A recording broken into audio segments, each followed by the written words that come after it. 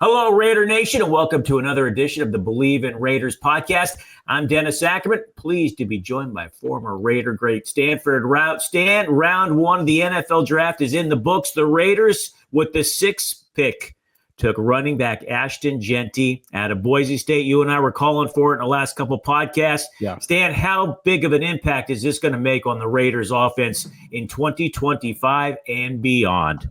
I think it's going to help stabilize it. Obviously, you look at Ashton Jeanty just being simply the best running back in college football, most rushing yards since Barry Sanders back in the 80s. And I think that that's going to be this quarterback, Geno Smith's best friend, because we all know he's best when it's a play action fake. And guess what? When you have a good run game or you have a running back that's going to always have that home run threat ability, that's what's going to allow those linebackers to overcommit and actually go ahead and now have to play that play action fake honest. So it's going to definitely be able to help Geno Smith and the receivers be able to get open down the field. So I look for big things out of the production that you're going to be able to see. Obviously, with the Ashton Jeanty, he's going to be the bell cow, but it's going to open up things for Geno Smith and the rest of those receivers. Stan, you and I were just talking briefly. As soon as Jacksonville moved up to number 2 in the draft, they made the trade with the Cleveland Browns. How confident did you feel that Jeanty was going to be there at number 6 for the Raiders? To be honest with you, I felt like he was going to be there all along, just because you had been hearing so much throughout the mock draft prognosticators and aficionados with Cam Ward being the number 1 overall pick. Then it's going to be Travis Hunter. Then it'll be Abdul Carter, or it'll be Abdul Carter, Travis Hunter. And with the New England Patriots, they're probably going to go offensive tackle, maybe D-line. Obviously, they went Will Campbell. And then, now you go to number 5. That's when everything kind of really starts to get interesting. But I felt like Ashton Jeanty was going to be there the entire time, just because I don't think you're going to see many more days of running backs going number 2 overall like as Saquon Barkley did about 6 or 7 years ago. So that's why I felt pretty confident that he's most likely going to be there at 6. Now, if we'd have been picking at 10 or 12, then you know what? That's a time to go ahead and start getting nervous. But I figured at 6, I didn't see the top 5 teams reaching up to go grab him. Yeah, Stan, I was nervous until I heard Commissioner Roger Goodell say Ashton Jeanty for the Las Vegas Raiders, so I was nervous the whole time. Stan, I was looking at the numbers from last year for the Raiders offense on the ground. They averaged less than, Stan, 80 yards a game in 2024. I mean, the New York Jets were ranked 31st, and they averaged over 91 yards per contest. I mean, you just mentioned Geno Smith, this is going to be his best friend. Stan, I know this doesn't make the Raiders offense a top 5 offense in the NFL, maybe not even a top 10, but I think it's safe to say when you've got Geno Smith now, when you've got Ashton Jeanty, his potential alone, you've got a Brock Bowers, you got a Jacoby Myers, your offensive line stabilized. I'm just going to say stabilized towards the end of the second half of last year. This is no longer a bottom 5 offense. Can we at least agree on that, right? Yeah, I think that's a pretty safe bet that the Raiders will not be a bottom 5 offense, but we all know that this game is still about that quarterback and being able to throw the ball down the field, being able to have a good number 1 and a good number 2 receiver. That's where the Raiders are still going to have to go ahead and fill those holes. But yes, I can definitely go ahead and agree with you. I don't think the Raiders will be bottom 5 because they have their franchise, or should I say bridge/franchise, whatever you want to call it, quarterback for the next several years, obviously locking him up just a month ago with that contract extension, and having Ashton Jeanty, somebody who's going to be a bell cow, somebody that you can go ahead and lean on to get some of those tough yards going forward. But yes, I would say this. They're not going to be in the top 5, but it doesn't mean that they're going to be in the top 5 just because that's where you still got to be able to throw the ball downfield and you got to be able to have the pass catchers to do it. Stan, I was watching ESPN's telecast of the NFL draft. I'm not sure where you were watching. Okay. So was I. Louis Riddick, who I have the utmost respect for. I think he is an absolutely brilliant football mind. He compared Ashton Jeanty to Hall of Famer Emmitt Smith. Yep, I saw that. I've also seen Jeanty compared to another Hall of Famer, someone you're familiar with, LaDainian Tomlinson. Mm-hmm. I mean, Stan, this guy hasn't played an NFL down, and I know he had a remarkable career at Boise State. I went to San Jose State. I'm an alum. They're in the Mountain West Conference. Ashton Jeanty, obviously, Boise State in the Mountain West Conference. I've seen him play a lot. But Stan, for a kid who hasn't played it down to be compared to an Emmitt Smith and LaDainian Tomlinson, you don't get much higher than that, my man.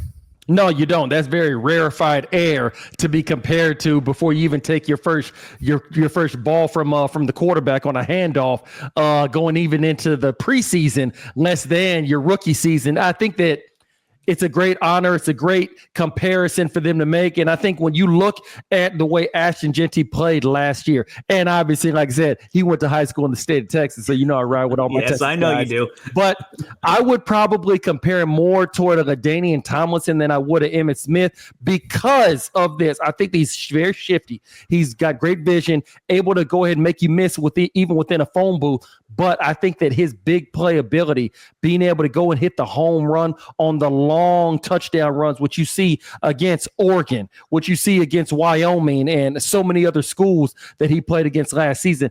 That's why I probably would lean more towards LT than I would Emmitt. Not to say that Emmitt was just a slowpoke, but that wasn't something he was known for as far as being able to hit that home run on the 50, 60, 70-yard runs, being able to go ahead and score the big one. I think that either one, if he winds up being like Emmitt Smith in his NFL career or like LaDainian Tomlinson, I believe that the Las Vegas Raiders are going to be very happy either way. So I'm perfectly fine with those comparisons. And much like he even said in his interviews, he's ready to get to work and go ahead and show everybody that he can have the type of an impact on an NFL organization the same way you saw Saquon Barkley with the Philadelphia Eagles just last season.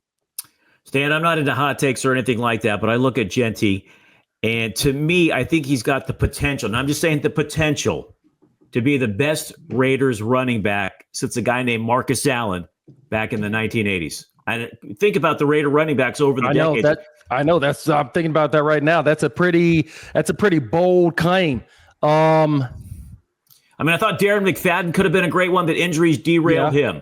Remember, don't forget about Napoleon Kaufman. I agree. Charlie Garner. Like I said, longevity though, Stan. Marcus did it for a long time until his feud with Al Davis and everything went sideways. I'm just talking about my dad longevity. To this day talks about it. Yes. I know it's high praise, Stan, and I know it's like that. I get it. I want you to be right. Let me just go ahead and start there. I want you to be right, and I think that based on the mindset that it appears he has, like I said, I haven't met him, so I'm just watching him from the TV screen the same way everybody else is. Based on the personality and the character that it seems like he has, I think that he has that type of mindset, that he's shooting for the top of the ladder, the top of the mountain. He's not trying to just go in there and just be a guy. He wants to be the guy. And I think that if the Raiders were able to go ahead and put the offensive line that they need to have in front of him, much like you saw with the Philadelphia Eagles last year with Saquon Barkley. Saquon Barkley was pretty good with the New York Giants. You put him in front of an offensive line that has Pro Bowlers from left to right, he looks all world. So I think that the Raiders can provide him with that type of an offensive line. I think that he has the potential to be able to go ahead and match the production level and the longevity of a Marcus Allen that we saw 40 years ago with the then Oakland Raiders, now Las Vegas Raiders, obviously. I think that he has the mindset to do it, but nonetheless, he's going to still have to have the team around him to go ahead and be that productive. Stan, let me ask you this. With Jeanty going so high at number 6, then we saw, obviously, you mentioned Saquon Barkley, what he did with the Eagles, going from the Giants to the Eagles, and look what Derrick Henry did going from the Titans to the Baltimore Ravens. Yeah.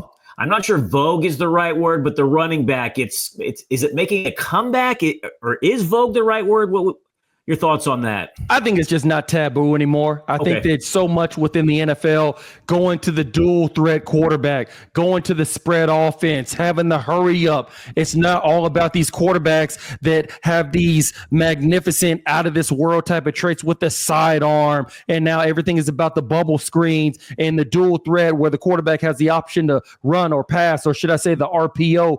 That's where the running back kind of got lost in the fold. But even when you look at the playoffs, the teams that are able to sustain success in the playoffs are the ones that are able to still win in the trenches. And guess what? You got to have a running back to do that. So I think that it was something that so many people were trying to downplay. They were trying to devalue the running back position, but you can look at any team. Look at the Los Angeles Rams. They got Kyron Williams. Look at how, like I said, the Baltimore Ravens before that It was Derrick Henry with the Tennessee Titans. Right. The number 1 seed in the playoffs just 5 or 6 years ago in 2019. So you still have to have a running back. I just think that, like you just said, in vogue, it wasn't the cool thing to say. It's almost kind of like they wanted to discredit, devalue the running back as far as the salary. And I understand all that.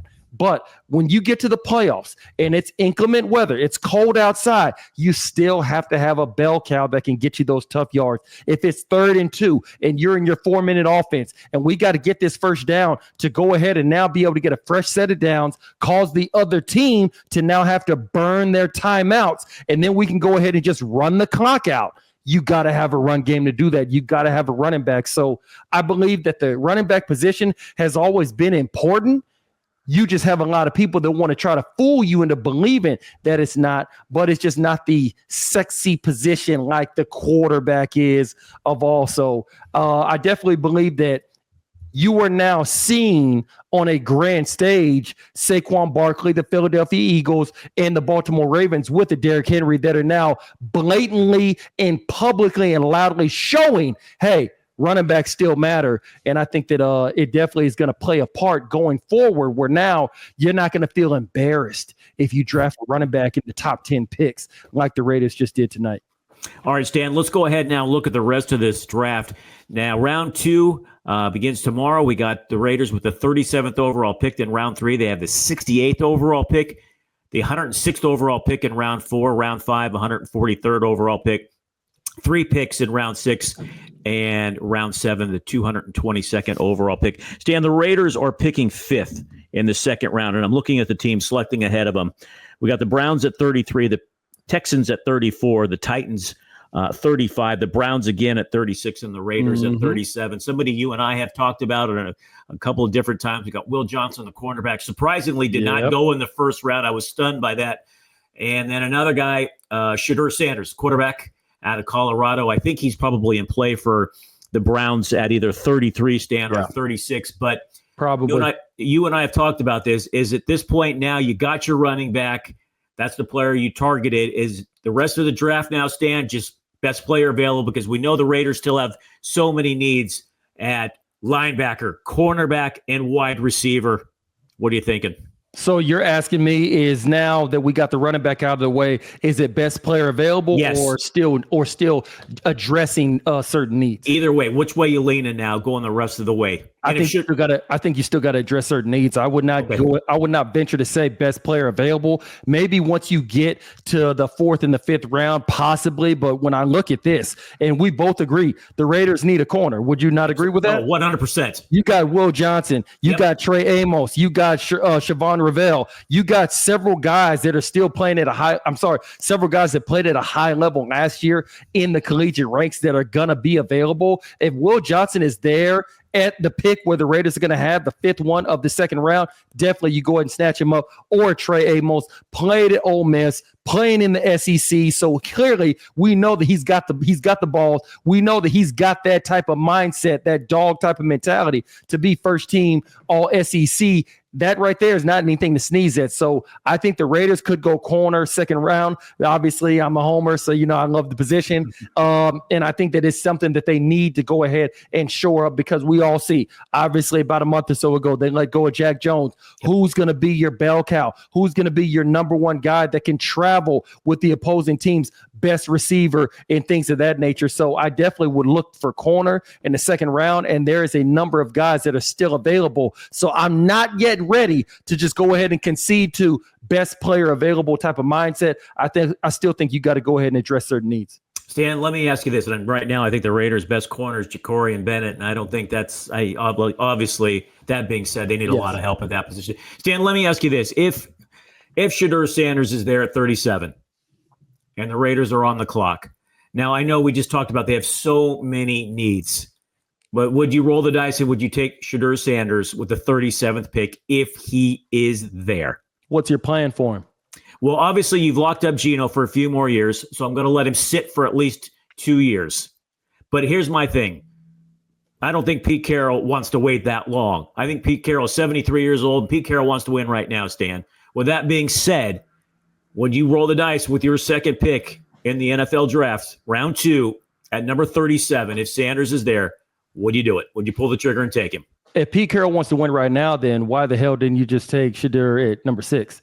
If he wants to win right now and he doesn't think that Geno's the guy, why the hell did you give him the extension? So that's where right there, when you say you think he wants to win right now, I think he does. I think he feels like he can win with Geno Smith. Yeah, that's why he felt comfortable, A, trading for him, B, giving him an extension. I think that if you draft Shedeur in the second round, clearly the fact that you traded for Geno and then gave him an extension, he's your guy for at least the next 2 seasons. Yes. So the whole win right now, that's out the window as far as thinking that Shedeur is going to help you do that. Now, if you think Geno Smith, then obviously we can see their actions line up with that type of thinking. I just think that you have a lot of needs that if you want to win right now, you got other needs that you need to fill if you want to win right now. Emphasis on what you just said. Yes. If you want to win right now, there's other needs that you got to fill. I understand the intrigue. I definitely get it. But if you already have one exotic sports car, do you really need another one? And I say that because this is not corner. This is not linebacker. This is not receiver where you can have 2 on the field at once. This is quarterback. You don't have 1 on the field at once. And you've already traded for one, give him a big time extension. And the thought process of if we want to win now, if you draft a quarterback in the second round and he plays this year, that means either A, Geno got hurt, or B, Geno has not been playing well and you benched him. Either one of those is not good for you in a crowded AFC West. So that's why I would go ahead and I would focus on other positions, focus on other needs, just because I don't think that that's going to give you a great leap forward right now for what you have presently assembled in the black and silver out there in Sin City. Dan, I agree with you 100%. I think you got too many needs, and there's still going to be quarterbacks, I think, available as late as the 4th round, perhaps even the 3rd round. And if you want to adjust the situation, you got Tyler Shuck. You have obviously Shedeur. You have a couple other guys. The guy from Ohio State that I'm blanking on his name right now. Will Howard. Thank you. Yeah, Will Howard. Then you have the one from Texas. Your guy from Texas, Ewers, same thing with him. Then you have the one from Syracuse. I think it's McCord. I believe. Yes. So you have a good amount of guys that'll still be there. And guess what? You're not planning on playing them this year anyway. Exactly. And also remember this: next year is going to be a much deeper draft when it comes to quarterbacks, allegedly. So you still have a myriad of options, a myriad of lanes that you can go ahead and try to go ahead and employ to go ahead and get the heir apparent to Geno Smith down the line. And who knows, it might be even Alabama's Jalen Milroe. We just don't know. All right, Raider Nation, that's a recap of round 1. We've still got quite a few more rounds to go. Stan and I will be back to recap the entire draft. We'll tape that on Sunday, get it published for you on Monday. As for right now, that's going to do it for another edition of the Believe in Raiders podcast. For my partner, Stanford Rout, I'm Dennis Ackerman. Thanks so much for listening, and may all your punts find the coffin corner.